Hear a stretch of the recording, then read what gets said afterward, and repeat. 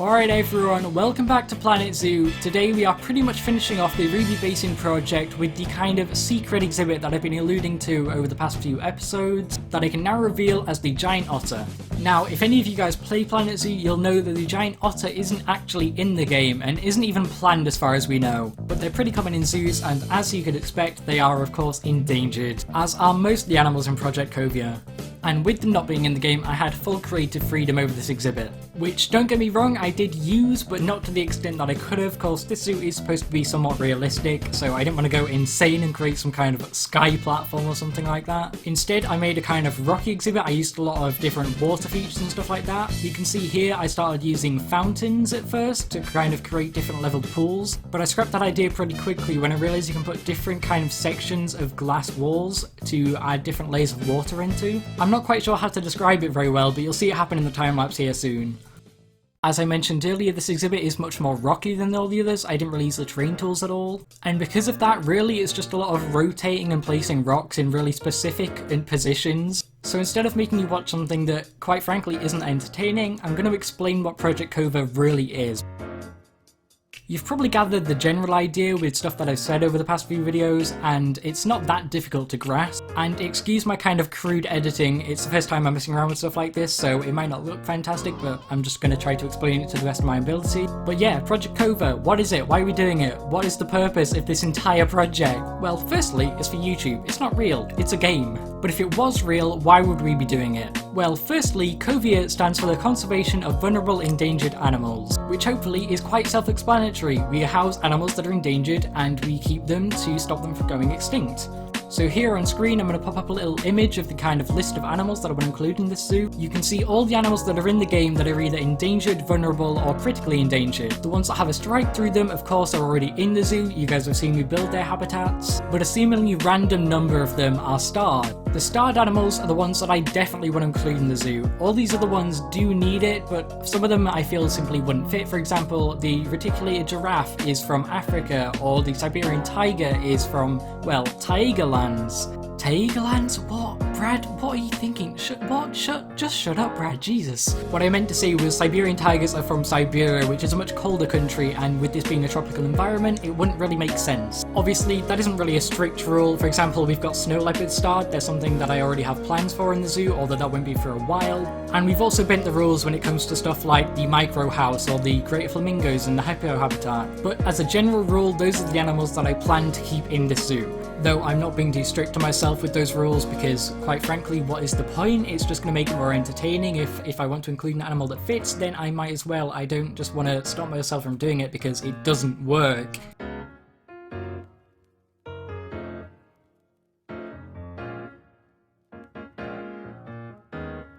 I also have a list of people and the animals they've requested to be named after them. Of course, I've blurred their names for obvious reasons, but if you're one of the people who've asked for an animal to be named after you or for a specific species to be housed in the zoo, that's where your name's gonna go before I finish it, or add them to the zoo. So if nothing else, I hope that gives you a better understanding of what we're trying to do here, but now it's back to the exhibit. In the background of that explanation, you can see me finishing up the little ponds, and I just added the first patch of mulch. Adding these mulch patches and the plants that go on them wasn't initially in my plans, but already with about a third of the exhibit built, even using the different temperate and jungle rocks, it was looking pretty boring, so I definitely needed some green in there.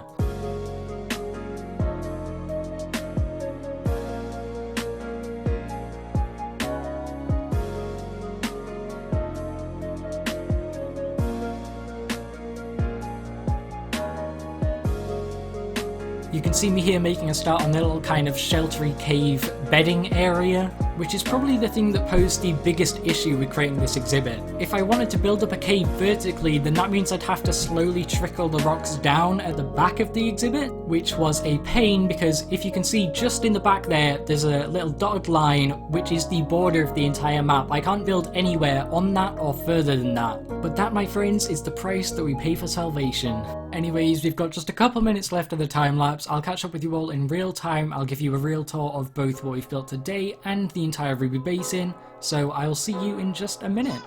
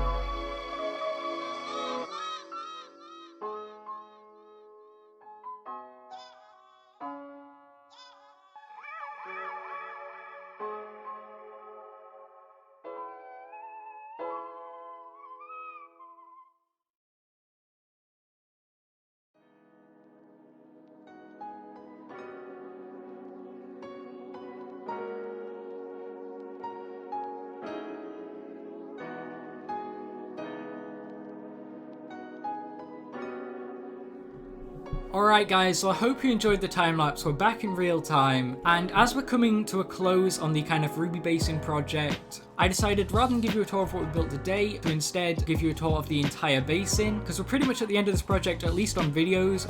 Like I said last time, I do plan on doing some streams, and in those we'll fill all the blank areas in with foliage and stuff like that. Maybe build a couple new statues, and definitely that Red Hot Chili Pandas restaurant we were talking about earlier. And I'm starting over the other side opposite from the micro house, so there's kind of two different entrances to the basin. There's one that comes up right here by this exhibit we've made, the giant river otter, or the giant otter rather, it's not a river otter, which I think is also quite fitting because we have our kind of double paths that we've got going throughout this area. So you could imagine that everyone always walks on the left path depending on the direction they're facing. Obviously people are people and they're not actually going to do that, but it's kind of a nice idea to try keep the zoo flowing a bit easier. But moving past, you can see we've got a few different sight lines into this exhibit, and I'm actually quite proud of how it turned out. I knew it was going to be a difficult one, and believe me, it took a long time with all the rocks, because I mean, this entire area secretly has water underneath it, right? And we've just covered it up with rocks, which obviously I had to rotate.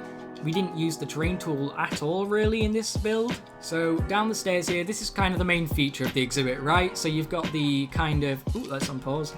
You've got a nice kind of underwater thing, so you can see them swimming around, which is quite realistic. If you haven't seen any giant otter exhibits, then they tend to have this, right? I've seen probably 3 or 4 of them in different zoos that I've been to, or at least different zoos that I've researched, and they all kind of have this, which I think makes sense, right? I mean, otters are adorable, why not have bigger ones? I also love the way these different heights of water come out. We've got a little tiny waterfall here. It's not huge, and I'm not entirely sure if I like it, if I'm honest. But we've got this kind of big lake at the lower level, which of course you'll see them swimming from the path. And then you've got these 2 little ponds where if they want to be a bit more secluded but still be allowed in the water, this is probably where they'd go. And we've used yet again the mulch, which, as I've said, is one of my favourite things in the game, which makes this kind of thing a lot easier, because if I was to try to use the terraining tool like this around all the barriers and the water and stuff like that, it would be a humongous pain. So we've got these cool little patches of mulch which you see me place down, and that's the only places where I've put kind of foliage, leaves, trees, stuff like that, because of course any normal plant would really struggle to grow on rocks.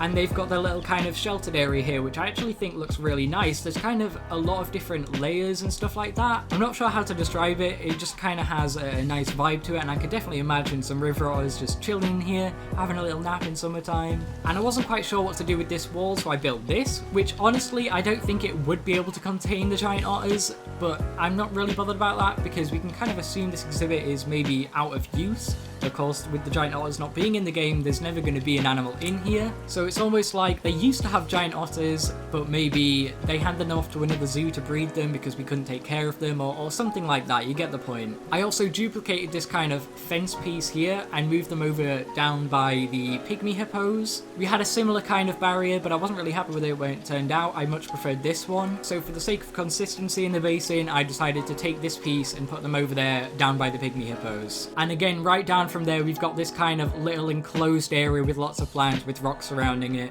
I don't know what it is, but just this little view alone really makes me happy. I'm not sure why. It's kind of like controlled nature, or it almost reminds me of Singapore, where they have kind of plant terraces on the roofs. So yeah, it has no purpose, but I think it really does make a cool feature. And what I said about last time with the staff not being able to get into the normal parts of the zoo, that's not a problem, because we're going to have a little secret path going up here. I might kind of cover this in a cave almost, I'm not too sure. But I think that'd make sense, right? Because we've got the huge rocky exhibit here, we've got a kind of small planty area, and the rock wall to the left of it. So if this was like a cool cave where only staff can go into, I think that'd work really well. But that's about it for the stuff we've changed and built today. Now I'm going to give you a proper little kind of wraparound tour of the entire basin, so you can really get an idea of the paths and what route you might take if you're a visitor to the zoo. And again, you keep passing these kind of perfect sight lines into each exhibit. Ignore this little spot, like I said, we're not entirely filled in with all the foliage. We've got a huge wide area here, which I think is just going to be filled in with grass and trees and stuff like that. So I know it doesn't look great right now, but once it's covered in trees, it really won't be a big deal. And I think it's good to have kind of open areas with nothing in them, because realistically, especially in a zoo, you wouldn't fill every gap with something. And especially with this, right? It's COVEA. The whole point is to kind of conserve and preserve the world, so they would naturally want to have lots of wildlife and lots of foliage to kind of reduce carbon emissions and stuff like that, so their impact on the world is less severe. I think this pathway is really the best example of what the entire basin will look like once it's filled in with foliage, with the little plants on the left hand side, but the exhibit on the right, and the double path you can see through there. This area by the hippos and the red pandas is pretty much 100% complete, so it really does give you a kind of good idea of what the entire basin will look like once it's finished. Once again, I said this last episode, but if you didn't watch it, I plan on doing that kind of thing on stream, but I'm waiting for you guys to respond to that. As of recording this talk, that episode hasn't actually gone out. That's right, I'm about a week ahead of schedule, so it'll be nice to see what your guys' response to the idea of streaming will be. But yeah, as a whole, I'm really proud of this project. Of course, before I did any of this YouTube stuff, I'd had a couple parts before, but none of which were anywhere near as huge as this. I just checked Steam, I've now got 112 hours on Planet Zoo. When I first started this COVEA project, I had about 63 hours, I think. So that just gives you the kind of idea of how many hours I've spent building this zoo, and that's only, what, 5 exhibits, if that, including all the ones in the micro house, of course, because they're just incredibly simple. I mean, in that episode we had a good dozen new animals in. Obviously it was the first episode, so just the first 12 animals. But all in all, I'm really happy with this project. I'll give you another kind of show around when the entire forest is filled in and we've got the restaurant built up. So yes, we've still got a ways to go, but I think it is about time we mix it up with the videos. Next, I think I want to do a kind of Machu Picchu type ruins area in the top left of the map. This is in the bottom left. And I want to house a lot of primates and stuff like that. For example, bonobos and Bornean orangutans. They're two that I'm definitely going to include. So I hope you've enjoyed this saga of the COVEA project, if you want to refer to it that way. I've really enjoyed doing it, and of course, if you do have any suggestions for both the Ruby Basin, the kind of open gaps that we've got, and the next projects, then feel free to leave them in the comments down below. Subscribe to the channel if you're enjoying the content. We've got a bunch of other series going. And yeah, I'll catch you in the next one. Bye!